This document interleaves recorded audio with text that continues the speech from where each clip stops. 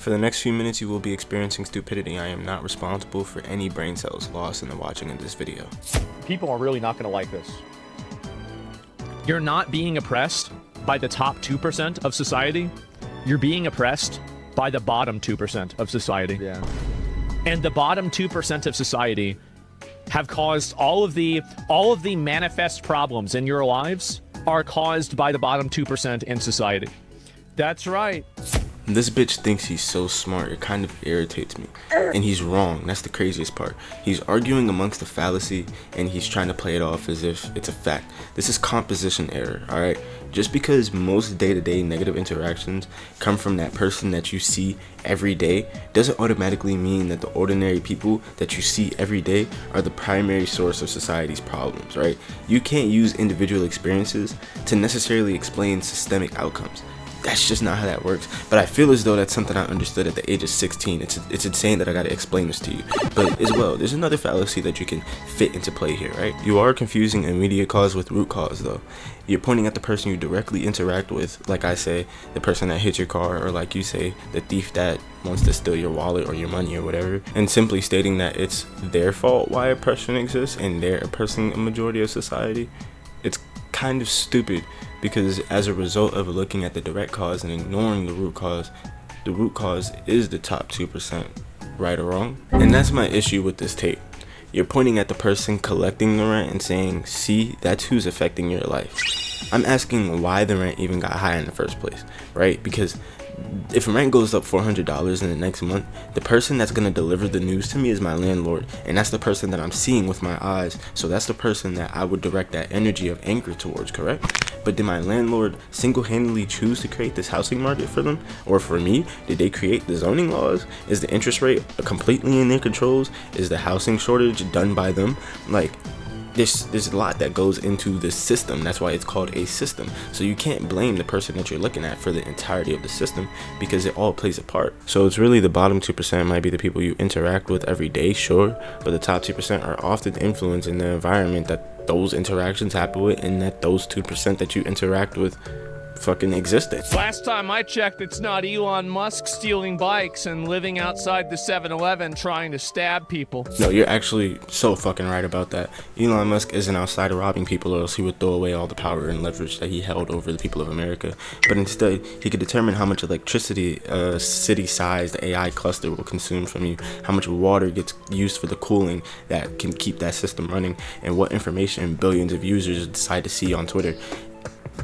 Especially where the billions of dollars that he has is going to in investments. That's the difference between individual power and systemic power, idiot. You don't understand that just the Memphis facility, which is probably one of the more smaller data centers that he has, if I'm correct, just recently was reported at roughly like 150 to like 400 megawatts of power demand. That's like enough electricity to power hundreds of thousands of homes, if you want to be honest. Then you're using it for fucking AI data centers, and that's just power, that's just electricity alone. They're planning on expanding certain things in the space, data centers in the space, but forget that, because even the ones that they're planning here now are being discussed to have a 1 to 2 gigawatt range. Nigga, that's like a small city to like 2 million homes. That's it. And anyway, Asmon reacting as, so obviously this is true. Careful, the most impoverished and powerless people in your society are the ones causing all the problems. Well, they're not powerless whenever they rob you. They're not powerless when they steal your bike. They're not powerless whenever they start yelling at you. The asininity of this claim is actually kind of confusing to me, because your idea of power is broad enough to include a thief stealing like your bike, or someone yelling at you, but then refuses to apply that same definition to billionaires or corporations. It's like you're using different standards for similar situations. That's quite inconsistent, right? So what you're saying is a thief can steal your bike, and that's powerful. A person can yell at you, and that's powerful.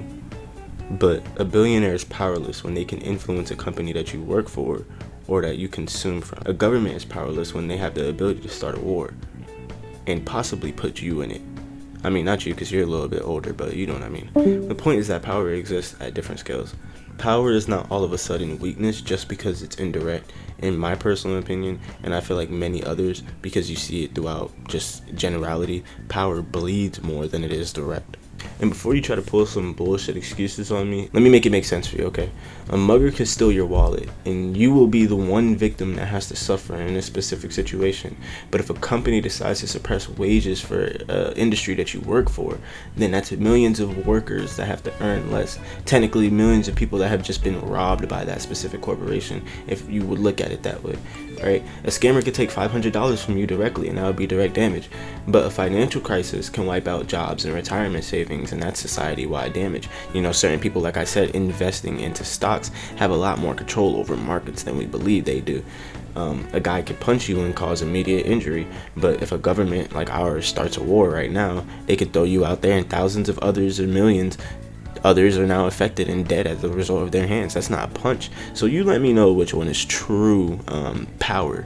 You could even break it down and say you can go downstairs and tell your person that, hey, this is going on, but the media has the ability to put it on the TV and tell everybody, hey, this is what's going on. So tell me again, which one is more power? All right. The bottom 2% can make one person's life worse directly, but the top 2% can create conditions that make millions of people's lives harder simultaneously. Systemic power is an AoE. You don't always feel the hit immediately, but it affects far more people at once. Or sometimes you will feel the hit immediately, but it doesn't affect you as much as a direct hit would, because it's not focused. It's not all single targeted towards you, so you don't get a full brunt of the force. But that's the difference between direct damage and splash damage, kids. So basically, here's the way that I look at it, right? Is that the 1% people cause a lot of problems like long term, but your immediate everyday issues that you're running into, those are caused by the bottom 2% of society. Those are the people robbing you, stealing your shit, breaking into your car, fucking yelling at you, interrupting the service at a Dairy Queen, having a problem, stealing something out of the store. That's what's really happening. I say, correct. They are functional animals who should be institutionalized via either a prison or mental asylums. They can't be rehabilitated. They can only be removed from society. The biggest weakness of Western society is the lie that all men are created equal. What can I say, guys? I really have a way with words. Yes, you do. We can see that. You truly do hold an expertise for backing yourself up into a corner so perfectly, right? You see, by this text here, it's clear that you believe some people are beyond redemption. And it's just funny because the hypocrisy there is extremely loud. Throughout your own history, it shows people can change significantly. Therefore, you yourself is a reason to be cautious about declaring other people as permanently hopeless. At least I would assume so, right? Because the problem with your worldview is that a younger version of yourself, Asmongold, might have failed your own test. And the truth is that I lived this way before I streamed. I lived at the expense. I got food stamps, and I tried to get money through the government as much as I could because I never wanted to do anything. You lived with your mom, had the career, had little career success. You played World of Warcraft all day from what you said, and you didn't want to get a job and fucking didn't want to help nobody and lived off of welfare. And I mean, at some point you got a job at Sam's Club, but that don't make you too much higher than a 2% or shit. It might make you 5 if anything. I used to work at Sam's Club. If someone had looked at you and decided you were a lost cause because you couldn't contribute, they could have been wrong. You went on to build a massive career. That's exactly why treating people as irredeemable animals is extremely dangerous. But these people, they don't hold this mindset. It's like once you go conservative, you forget who you were before. I'd be forgetting that shit. And as for any defense force that wants to try to rain havoc and wants to ask the question or oppose the fact that he didn't steal or oppress anyone, that's not what that point is. The question isn't whether you robbed someone. The question is, how do you know another person is permanently incapable of change?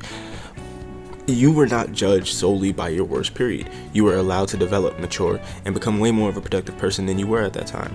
Why should you assume that other people are incapable of change if you were given the change, if you were given the room to change and given the opportunity? Because your claim, as stated, is they are functional animals, speaking as for the people at the bottom 2%.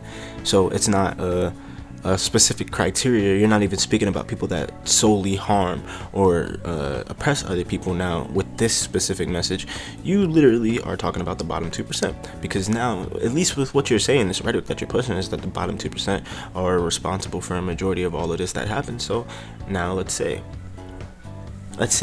then you're changing your standards. Your original claim isn't that people who rob others are bad. What you're saying is that some people are unworthy of rehabilitation, and it's kind of an unhealthy rhetoric when you're previously saying that the bottom 2% is, responsible for a majority of the oppression that's going on in day-to-day America. So when you stack that on top of they are functional animals, then you're speaking about the generality of the bottom 2%, which you would have been placed in, right? Asmongold is right about one thing. Most of the people that will hurt you are direct. They're probably not billionaires. They're the people that steal your bike. They're the people that take your money, and it's probably going to be the person that makes your day fucked up. It's going to be the person that makes your day miserable. But that's not the same thing as saying the top 2% don't oppress everyone else, right? The mistake is confusing the people you see with the forces that shape the world around you, okay? A thief can ruin your entire afternoon, but your landlord can leave you homeless. Or corporation can literally affect the products that you consume, and the government can start a war. The scale of power changes, but it's still power. The bottom 2% often will deal with direct damage, but the top 2% often deal area of effect damage. And honestly, I think the top 2% with the area of effect damage is what bleeds into the bottom 2 and causes the direct damage for everyone else, right? I believe a lot of the issues that are coming from thievery and harm to other people comes from capitalism regardless. So take it how you want it. That's all I got to say today. Actually, I'm done. There's no more. It's just hypocritical, grifting, lying, LARPing, your live action role playing. You're just trying to farm views. You're just making a fool and mockery of people that believe in disgusting rhetoric like you do. So, the more bogus claims you make, the more content you give me. Hopefully you keep saying bullshit.